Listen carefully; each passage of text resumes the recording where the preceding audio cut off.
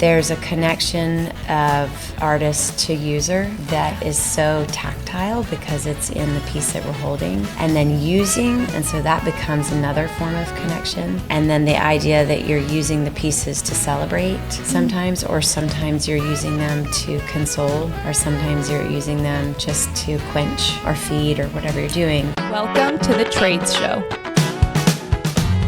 This is a show about modern craft work. Each episode, I step into the workshops of skilled artisans across industries, from metalsmithing and butchery to woodworking and shoe cobbling. I'm your host, Briana Ottoboni. The Trades Show explores what it means to be a craft worker, the revival of the artisan trades, and the return to what makes us human, the ability to make with our hands. Because in every trade, there's a rhythm. The whir of a lathe, the hiss of a solder, the slice of a blade. And through these rhythms, we return to ourselves. Because making isn't just what we do, it's who we are. I'm so glad you're here.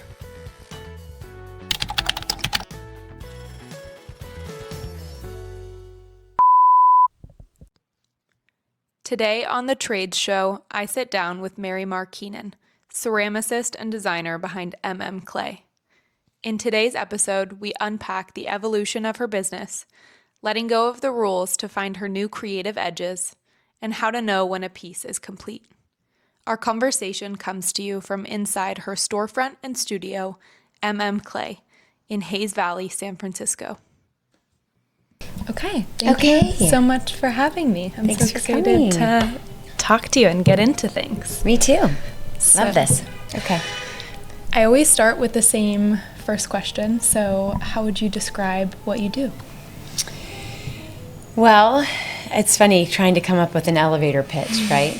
But I always tell people I have a small production handmade tableware business in the heart of San Francisco. So I suppose that's like the small part of it. But if I had a little bit longer to talk about that, it would be I'm a potter, I'm a small business owner, I'm a designer, I'm a mother, I'm a wife, and an entertainer.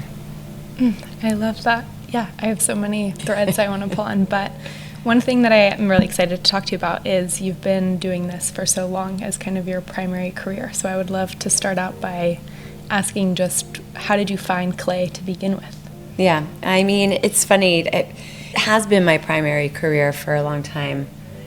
You know, I think as a young child, I was always called to art. That was sort of where I always went. And then as an art major in college, I was doing all kinds of visual art, but I wandered into the ceramic studio, I think probably in my second year in college, and got bitten by what I call the clay bug, which I think a lot of people nowadays can understand, especially since 2020, a lot of people got bit. And so... What do you think it was about clay? You know, I don't know. I do remember having a moment where I was like, oh, I could make a living doing this. So I think my entrepreneurial side kind of kicked in.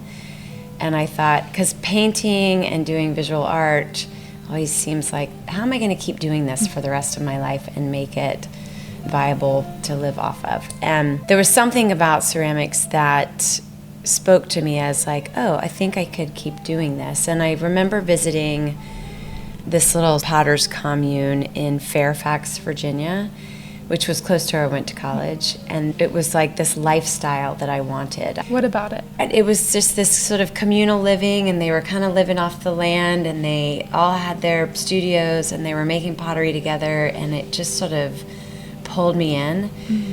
Now, what I have created is certainly very far from that. I don't live in a small little communal area. I live in San Francisco, so I have taken that mindset and tried to integrate it into my life as much as possible. But I'm still very the in the creativity community. and the community, are all the key kind of components. And I think there's something about pottery that creates community. And it's not so much about making it, although that can be it, because if you're making, it's almost like a sewing circle. Like when I lead classes, it's very much like that. But maybe it's more connection would be the word. There's a connection of artist to user that is so tactile because it's in the piece that we're holding, and then using, and so that becomes another form of connection. And then the idea that you're using the pieces to celebrate sometimes, or sometimes you're using them to console, or sometimes you're using them just to quench or feed or whatever you're doing. There's some really, not to sound too woo-woo, but like... That's all welcome here. Yeah, I know. I mean, we are in California. There's just this deeper connection, and I find that it is what keeps me doing what I'm doing. And the way that I've set up my space here is inviting, because I want people to come in and feel that connection immediately. And I think it gives them a deeper understanding of the importance of using handmade pottery. Yeah. And okay, well, I was going to talk about this later, but I want to talk about it sorry, now. Jumping right no, into things. I love it.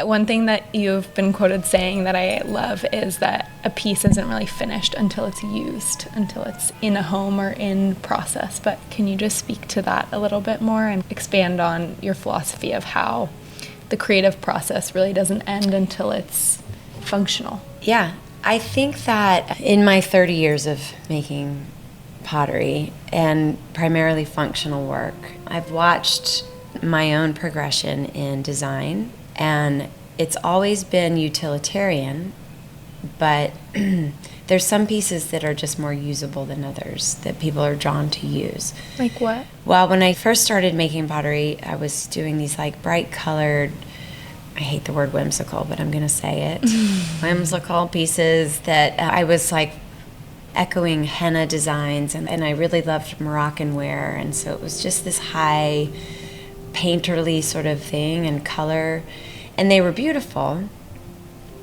But the response I was getting from people is, I love your work, it's so pretty up on my shelf.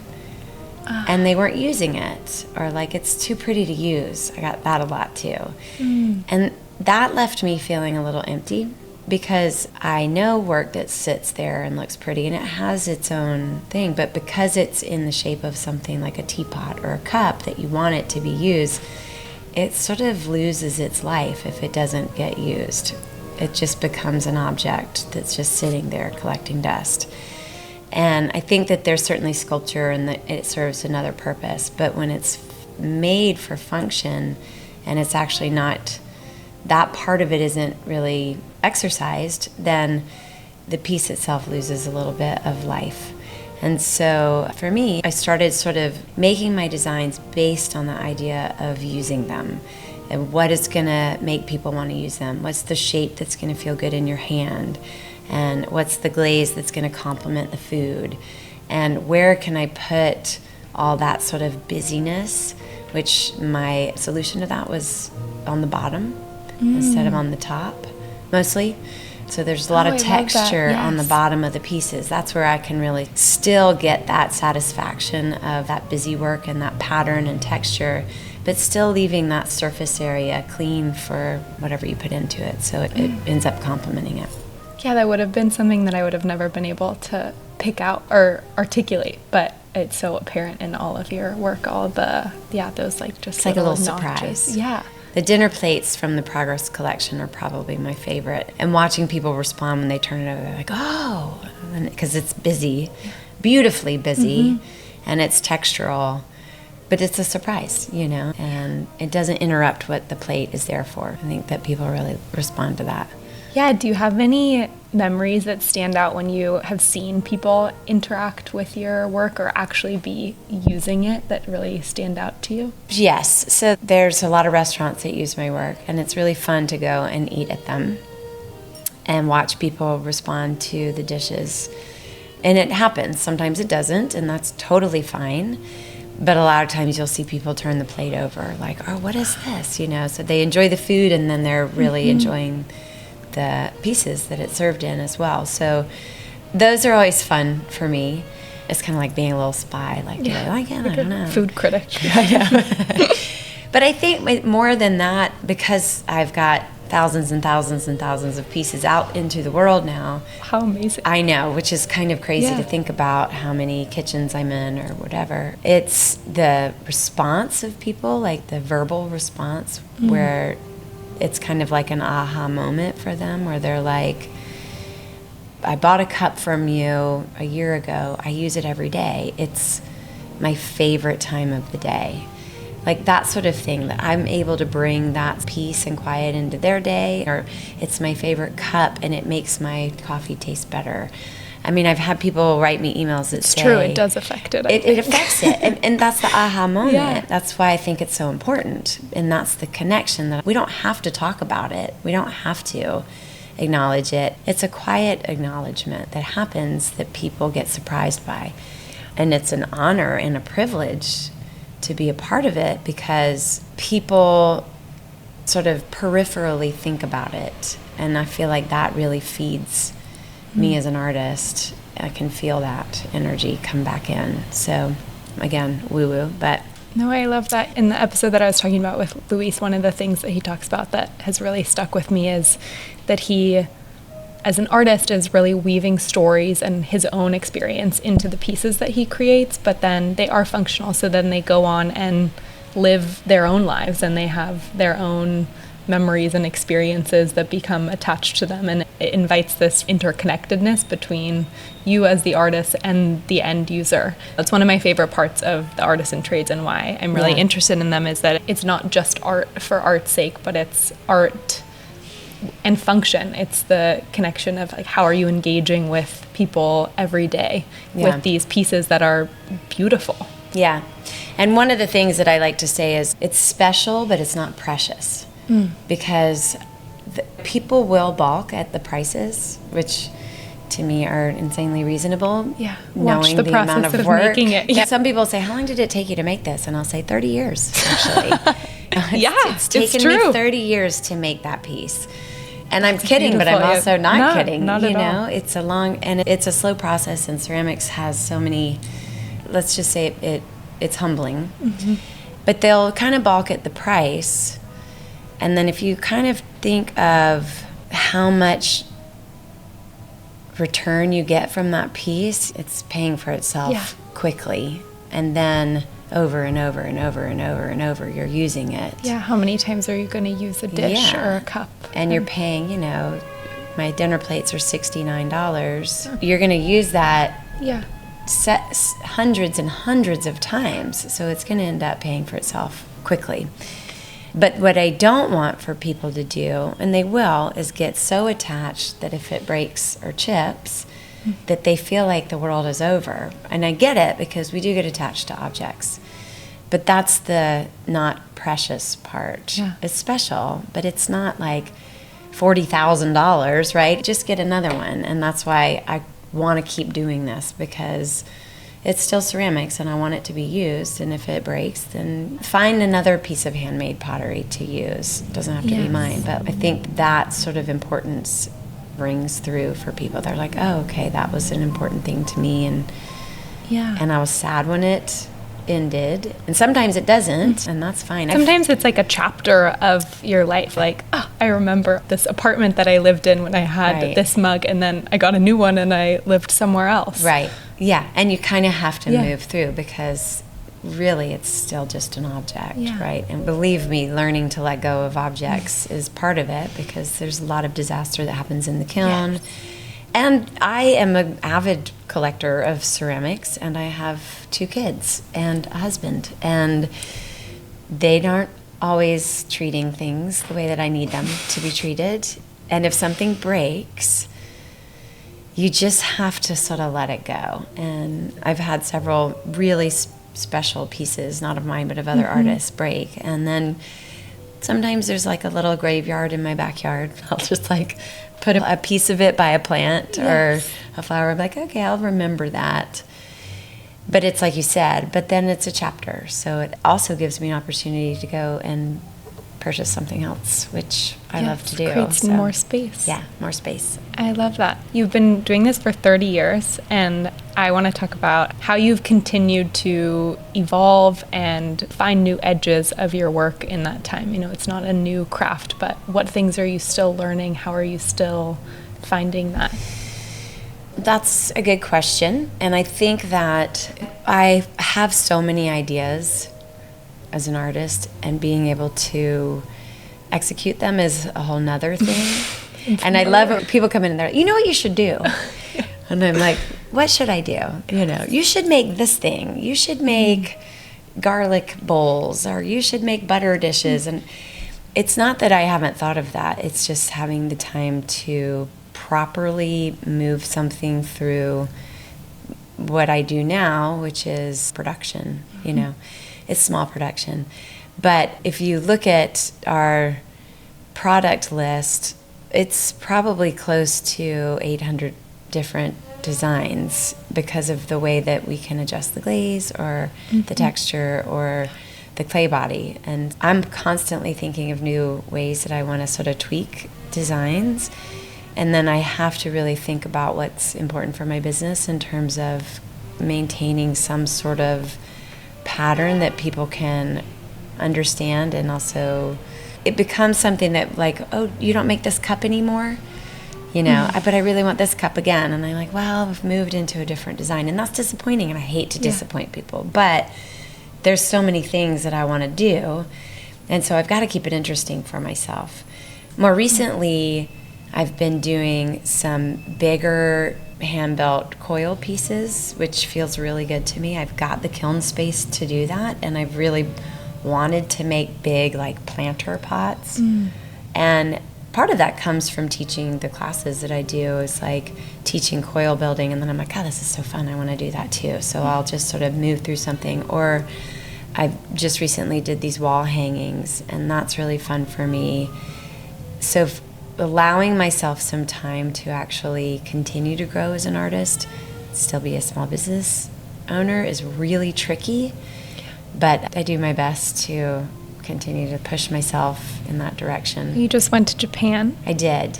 I would love to hear about that and how that shaped your... I know we talked a little bit before you went, and you were saying that so many people comment that there is kind of an inherent Japanese style to a lot of your work.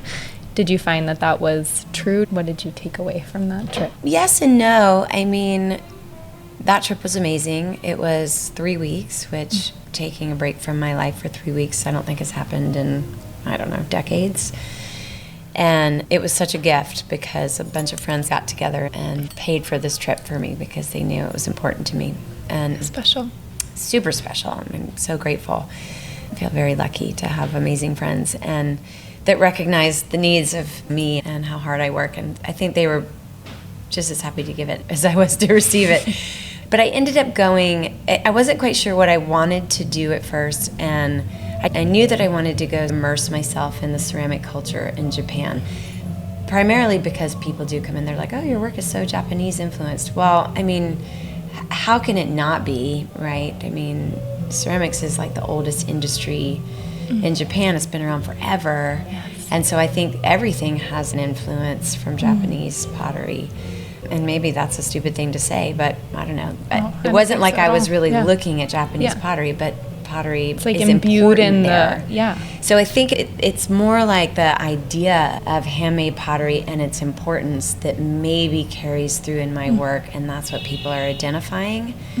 Because there, it's just part of the culture. There's handmade pottery everywhere, which was so exciting and wonderful and lovely, and just the importance of using handmade is ingrained in every person. I was going to say, even though it's kind of ubiquitous, did it still feel like it was really special or valued? Yeah, I think some more than others, but you'd go to a little noodle shop kind of off the beaten path with like 2 tables, and it's the grandmother cooking or whatever, and nothing fine at all, and they would still be serving out of handmade dishes, which is great because the chefs that I work with are typically like Michelin-star rated chefs or James Beard award winners, so that they have the following to be able to afford to put handmade in there. So it's a different kind of feel, and it was lovely to see it everywhere. And I also think that just the idea of making pottery has been handed down by generation to generation, so there's more potters potentially. It's just one of the industries there. But at the same time, I was working in a studio. So back to what I was doing there, a friend of mine ended up finding a studio to work in, and she invited 9 other women to join her. And it was in Tokoname, which is this little town east of Kyoto. And there's not much there. It's just this little town. The Toto factory, like the toilet seat factory, was there, which I'm just saying, side note, the Japanese have upped the bathroom game. I'll never be the same, and I want a heated toilet bidet everywhere. Heated toilet. I know. Amazing. It's amazing. Yeah. But that's a whole nother story. So we were working in this studio. It was 9 other women, 3 Japanese women that lived in the Bay Area. Most of us were from the Bay Area. And it was a small studio that was owned by an English guy that's been living in Japan for over 30 years. And he had an onigama kiln and a kitchen. Can you share about what that is? Yeah, the onigama is a traditional wood fire kiln. And it can be freestanding, and it's built out of what would look like adobe. I'm thinking of like a pizza oven. Yeah, kind of like that. And there can be chambers. You can have really large onigamas that can be stoked with wood on the side. Or this one, you stoke the front. And so you have to feed wood into it to get the heat up. So it's a huge amount of work. And you can fire the kiln for days on end if you want to. But you have to keep stoking. But you have to keep stoking. So the commitment around this studio that I was at was you have to make enough pots to contribute to fill the kiln, because it's a big kiln. And then you have to be present to fire, because we'd have to do shifts. Which left me I went in, made a bunch of pots, and then I left and went to travel around, and then I came back and still had bonded with these women, because it was awesome being able to make pottery in a little studio. We were sleeping on mats above the studio with spiders as big as my hand. I mean, it was not fine 5-star living, but loved it. But one thing that we did do... Back to your living off the land communally. Yeah, exactly. And I was just soaking it up, because it was a step away from my everyday life, which I'm sure you can hear the traffic out there is busy. And we're right in the middle of San Francisco, and I've got kids, and it's like we get in that rat race, right? So it's just nice to step away and make pieces just because I wanted to make them, instead of I've got to make these pieces because this is what's on order and this is what people want. It's tricky to try and turn your mind around that way. I mean, I immediately sat down and was like, what can I make that I can take back and sell? But that's because that's how I'm wired. Yeah. And so how did that change your process to try to flip that? Well, I just kind of let go. There was Peter, who owned the studio, Peter Seabridge. He's a delightful man. And he invited this Japanese master tea bowl maker to come in and do a demo one day for us, which was lovely. I sort of liken it to being a sommelier. You actually have to become a master. You have to get tested, and I'm not really sure what the process is, but there's master potters there. And then the tea bowl is such a interesting form, and it is the essence of wabi-sabi. So there's some tea bowls that I would probably make with a lot more structure, and I like a strong bevel on the bottom and vertical sides, and maybe do some design on the outside. But the way that these potters were making it was like punching the clay on the wheel and purposefully getting it off center, and then throwing it, and then cutting divots in the side to emulate the valleys and the hills of Japan. There's this thought process behind it. And then kind of putting like a zigzag shape so that it feels interesting in your hand. Because then the art of drinking tea is really like a meditation, and even like the feeling of the cup in your hand. Wow. Yeah, and just that alone sort of made me loosen. I was like, all right, I'm going to try and loosen up. Play a little bit. Punch the clay a little bit, move it in a different direction and see what happens. And I did that, and it was fun. It was tricky because I think I throw pretty like straightforward, I guess. You're on the production line here. Yeah, the production line. So that was just a beautiful lesson in the beauty of clay and how people understand it and react to it, because these tea bowls, they sell from between $1,500 and $3,000, right? And you would think that they're making a ton of money. They're not making a ton of money. They're all like modest households of generation. There's this misconception that pottery makes you a lot of money. It doesn't really. we could talk about that later. Yeah. But this is more sort of the art of it. And then I did tea ceremony a couple of times, which I'm going to host one in here. I've been talking to this Japanese woman. Love I know. To join. I'll make sure you know about it. I have this idea of these tea bowls that I want to make, and I want to invite people in to do traditional tea ceremony in here, because just talking about the intention and purpose of the tea bowl itself, and then when it's presented to you and how it's presented to you in tea ceremony, and what is the front and what is the back, and how you turn it to face you, and then you show respect by turning the face back to the master who's serving you tea. And the whole thing is just dreamy to me. I'm like, that is the essence of the importance of the pot. I got a lot of that from my experience there. And then, I mean, I could talk about Japan forever, but another just really wonderful experience that I had while I was there, I loved the fine dining aspect of Japan too. And you can go and they'll serve you like little pieces, like 14 little pieces, and the chef's in front of you. I can't remember what it's called. Omakase. Omakase, thank you. So this one chef had come to my studio in 2017 from Japan and purchased about 100 pieces for me or so, and I shipped them to Japan, which was a huge compliment. I'm like, there's a ton of pottery there. I don't know why he wants mine, but he did. And then I ended up befriending this person who knew this chef, and anyway, I ended up at his restaurant in Tokyo. Oh, what an amazing full circle It was moment. amazing, and it was the end of my trip, so I had taken 2 sake cups that I had made and unloaded out of the Onigama the day before and brought them to him as a gift. And part of his presentation was serving wine or drink with his food. And during the sake course, he served it out of my sake cups. So it was just like this meaningful, touching moment where, yes, it was full circle. Totally. And it was so lovely to be served out of the pots that I had just unloaded, out of this beautiful restaurant with his amazing food. And then there was some other MMClay around, which was really fun to see too. So that was really special. And also something I didn't know was going to happen, so that was really fun.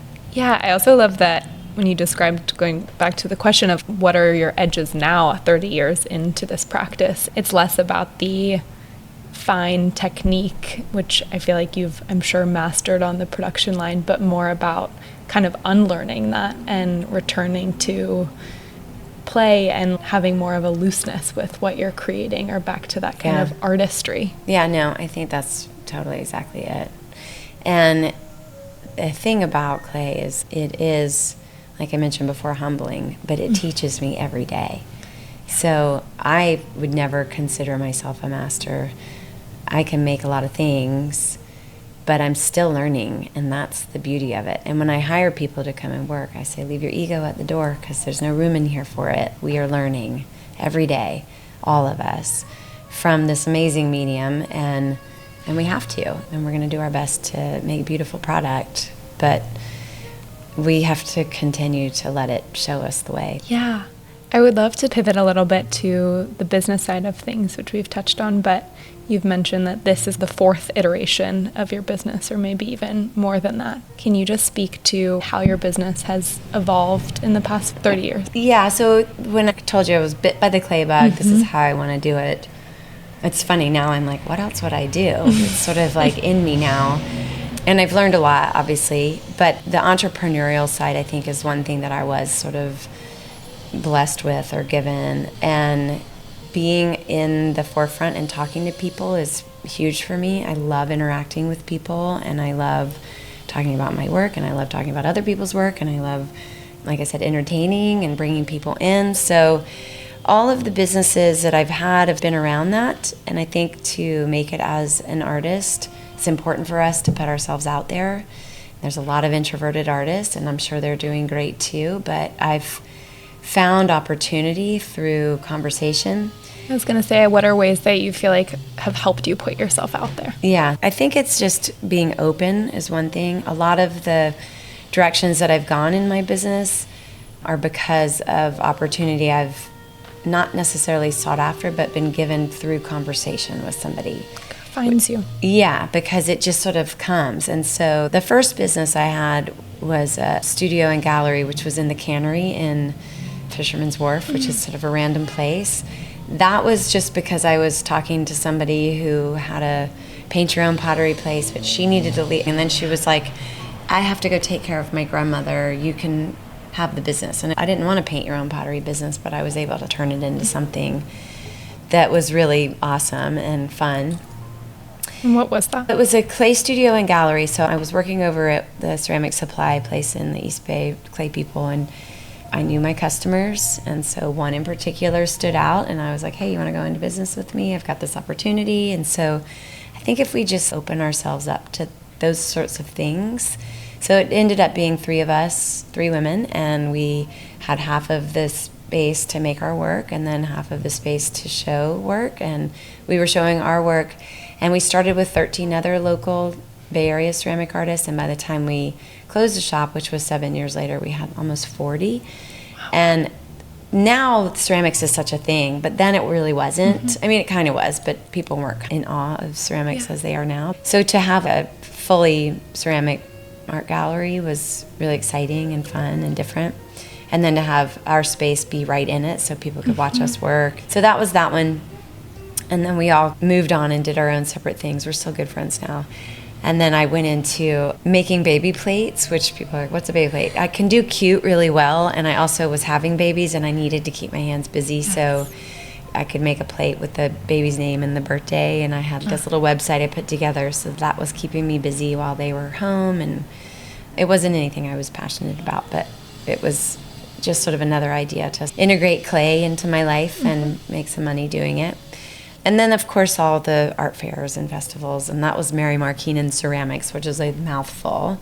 So when I was in the studio in Hayes Valley, behind Blue Bottle, which is where I started this business, and that was because I was talking to somebody. I was waiting tables also at the time, and I was talking to somebody about, we'd lost our business, and I needed a new space, and he was like, oh, I've got this great space. You should come and look at it, and that's how I found that space. And he was like, if you build a ceramic studio in here, you can use it, and I'll share it with you.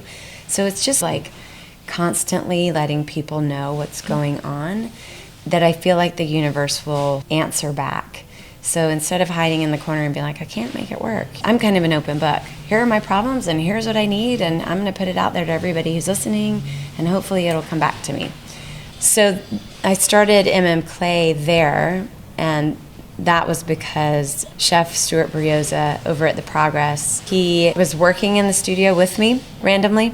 I mean, it was kind of random. He was in between restaurants, and he was making pottery. I had no idea the caliber of chef that he was, but we became friends. And then when he wanted to open The Progress, he had all these ideas for it, but really I took him down and was like, that's going to be a lot if you want all these other artists. And having owned a gallery before, I was like, this is the problems you're going to run into. And then he said, well, why don't you just make all of the work? And I remember driving home that evening and thinking, this is what I want to do. And he gave me time because he had 2 years before he was going to open The Progress. So it was like, you have 2 years to design a line and make 2,000 pieces, and that's when we're going to open. And it sort of helped me to redefine the way that I worked and what it was for, gave me an opportunity to explore new glazes and clay bodies and firing techniques and the whole thing. And it really sort of set me up for this. So that was the push that I needed to get here, which then kind of grew exponentially because it was like having a live gallery. People were like, what is this plateware? That plus the beauty of Instagram and social media, which was free marketing basically, and probably more effective than it is now. So that was really helpful in helping me get to where I am. And then other chefs saw it and they were like, oh, we want you in our restaurant. So that sort of grew fast. How would you describe where your business is now and what elements you have taken from those past iterations, but what really has made this model successful, or what makes you want to continue this model? Part of it, I think, is necessity. I've got a staff now, and I want to pay them. So we need to sell a lot of pottery. Part of it is we just have to keep making so that we can keep selling. and it's a hustle. I think about bringing new products in. I just finished lamps, and I'm really excited about that.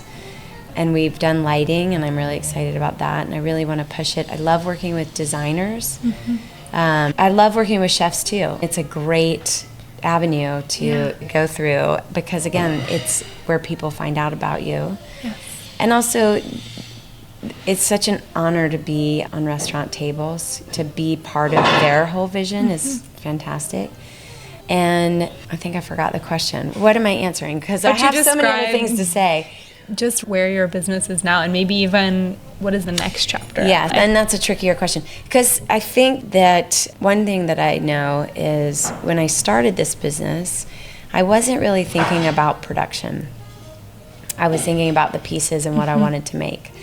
And so what I've created is a bunch of very laborious, detailed work that doesn't... Gorgeous work. Thank you.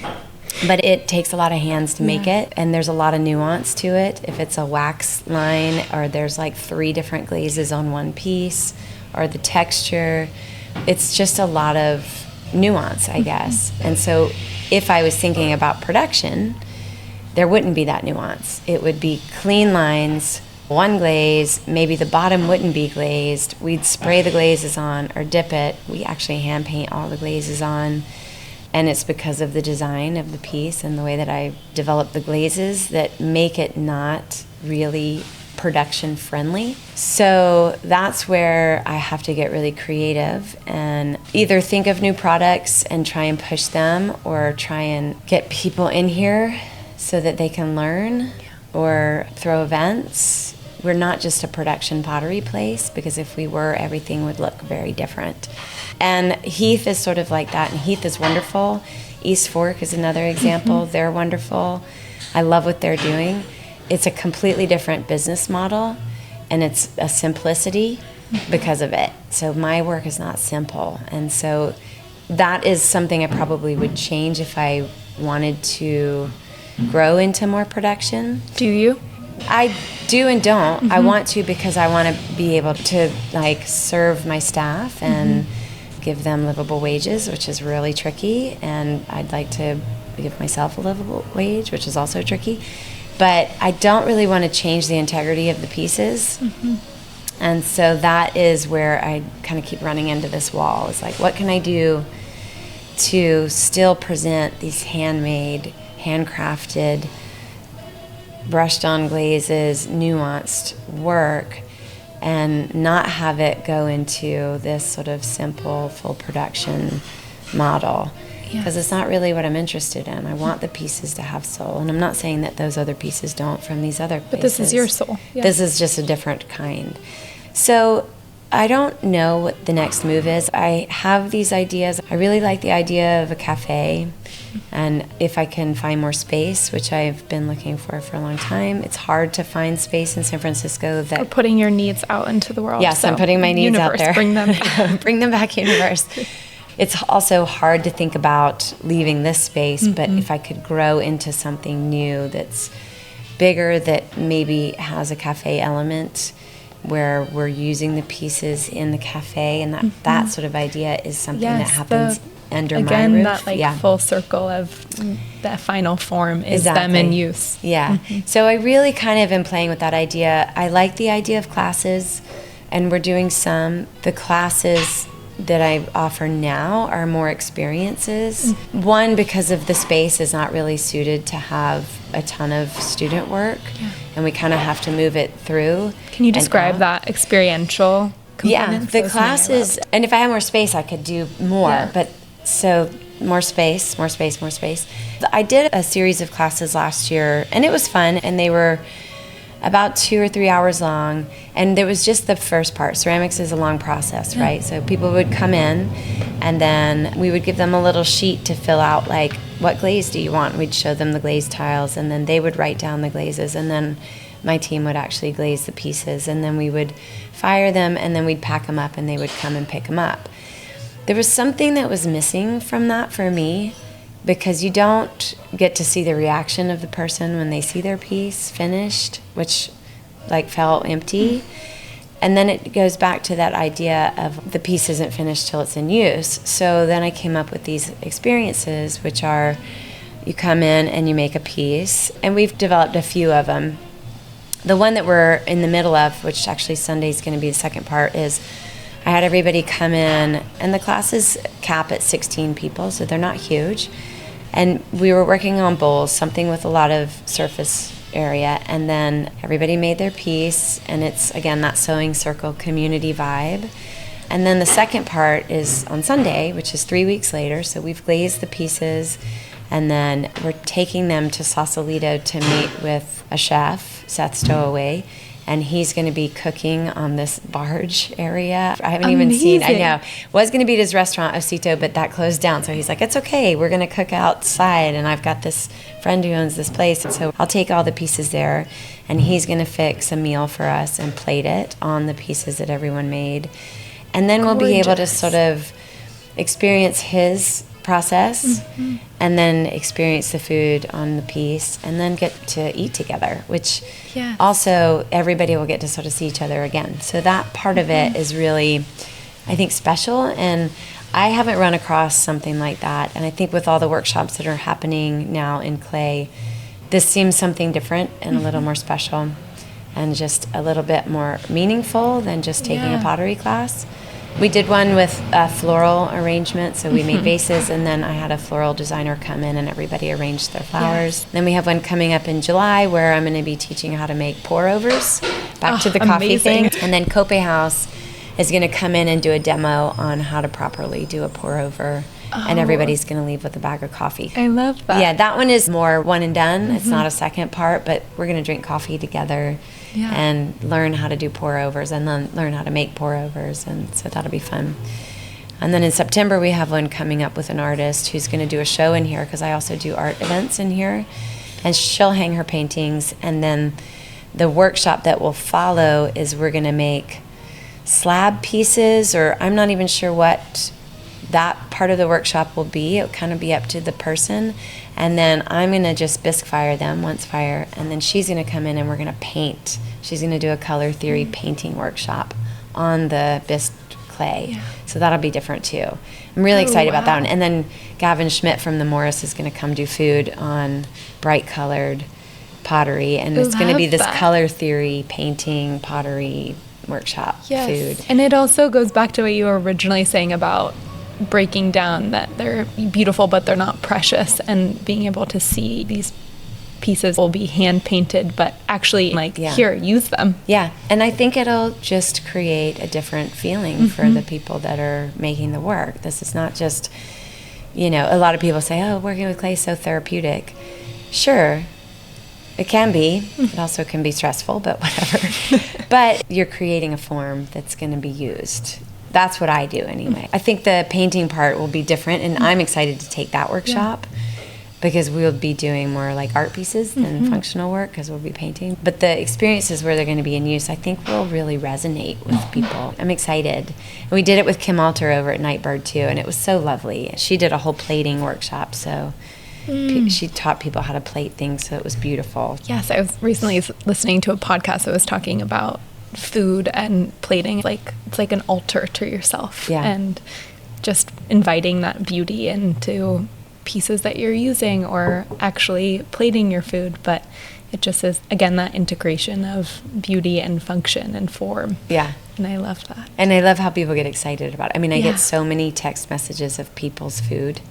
Customers of mine, they're like, look what I did. And I love it. Keep them coming. Especially on a beautiful plate. It feels hard to just lunch lady style food on there. But I did have somebody write me an email once that said, you make even the Kraft mac and cheese taste better. Yes. I love that you're bringing this craft to so many other people as well. And I know you talked about how there has been a rise in, I feel like, of all the artisan trades, maybe because it's more accessible or easier to do in a class or workshop format. But I do feel like there has been such a revival of people that are interested in pottery. And for those people, what advice would you have for people who are at a similar aha moment that you had of I want to do this. I want to make a living doing this. I want to do this as my life's work. Trying not to be cynical. It's okay. You can be cynical. Don't do it in San Francisco. No, it is hard to try and survive in a city that is at a high cost of living that San Francisco is. So it's a tricky place to do it. And in retrospect, but then who knows? Like maybe it wouldn't be as widely accepted because San Francisco has so many great people that are so open to new things. And access to the Progress or these really gorgeous restaurants that have such a renowned presence in the city. Yeah, but cheaper real estate would be helpful. I think that it's more about sticking with what you love to do, and like I said before, is talking to people. So opening yourself up to learn, and then also not knowing that you figured it out. Don't feel like you figured it out. I still am looking for the perfect formula. And if I find it, then that's going to be kind of boring, right? Yeah. And don't expect for it to not be disappointing, because it will be. And it will be a hustle, and stick with it and always keep creating. Again, I don't think I've figured out the perfect formula of how to be successful. But maybe that's not the goal. I don't think it is. Yeah. I really don't think it is. I think it's personal. For me, the success comes when people walk in and tell me how much they're enjoying using it, or just see how elated people over like a cup, something so simple. Yeah. Or they're walking around holding something. It's also funny, like, this is another woo-woo moment, but people will come and hold a cup in their hand and walk around the showroom for a little while, and they're really struggling over whether to purchase it or not. And then they'll put it down and they'll say, maybe next time, and they'll leave. And then the next person in the door will come and pick up the same piece and purchase it. There's an energy that we put. It's like on ready these to things. leave. I know. I was like, you just put a lot of energy on that piece. It's going to walk out the door. And it does, typically. It's really interesting. Believing in the energy and importance of what we do, I think, is what I would tell people. Believe in it. And I think that the rise of popularity in ceramics is duly noted because of the pandemic, which is interesting because so many people were like, I got to get off of the computer. I need to be working with my hands. I need to be working with my hands. And it's accessible. And now more so than ever because of all these studios that have opened up. But there's something about clay. It just sort of pulls people in. It's like malleable. And it does feel so visceral. Yeah, exactly. And then you have this thing. It's earth. It's earth. You're holding it and shaping it. Yeah. Yeah. I hope people find what they want out of it. Okay, and to wrap things up, what is, for anyone listening or watching, what would you want one person to take away from this? Just the importance of loving what you do, which I feel grateful to be able to do, and at times have kicked myself for going into this, but I'd say the majority of the time. Not being an investment banker. Yeah, like, why didn't I get into real estate? But I think that it's important to do what we love to do, and I think that people recognize soul and importance in work and appreciate it, and I think we need more of that, especially in a city like San Francisco, which is hard to exist as an artful business. In a sea of startups. In a sea of startups, but those startups are the ones who are appreciating it so much too. My dad always said to me when I was growing up, find out what you love to do and then figure out a way to make a living doing it. And I think that I just sort of was like, okay, that's what I'm going to do. And I like clay, so I'm going to figure out a way to make a living doing it. And I don't think that it will ever go away for me. I think about retirement. That's not an option for me. I actually love to work. Yeah. So can be making clay by the beach or it'll be interesting to see what happens. I think I'll still be making work, but I don't know what it'll look like. But what a beautiful thing to not create a life that you feel like you have to retire from. Yeah, I know, right? Like, retirement will be just me and my wheel. Yeah. Amazing. Yeah. Who knows where, but hopefully still making work. And then that idea of continually talking to people, I think, is really important. I think communication is the key to success, really. Because you need to know what people want, and you need to know what people think, and you need to know what people feel, and then you need to open yourselves up to opportunity. So not having this, like, this is what I'm going to do attitude, but more like, oh, all right, maybe I'll do that. That sounds like a good path. Says the person who really hates change, but But it changes and experienced grows. A lot of it. Yeah. Well, thank you so much for taking the time to talk. I loved our conversation. Yeah, me too. Thank you. Of course. I hope this episode left you feeling inspired and expanded. If you'd like to support the show, the best way is to subscribe, leave a review, and share it with the fellow craft workers or craft curious in your life. You'll find everything we talked about, including links to today's guest, in the show notes. You can follow the show on socials @TradesShow to stay up to date. And if you're listening, you can watch the full video version on YouTube. I would highly recommend. It's a treat. And if you're watching, you can stream the audio wherever you get your podcasts. If you have any questions, feedback, or guest suggestions, please reach out anytime. You'll find my contact information in the show notes or at thetradesshow.co. Until next time, stay creative, curious, and continue to honor your craft.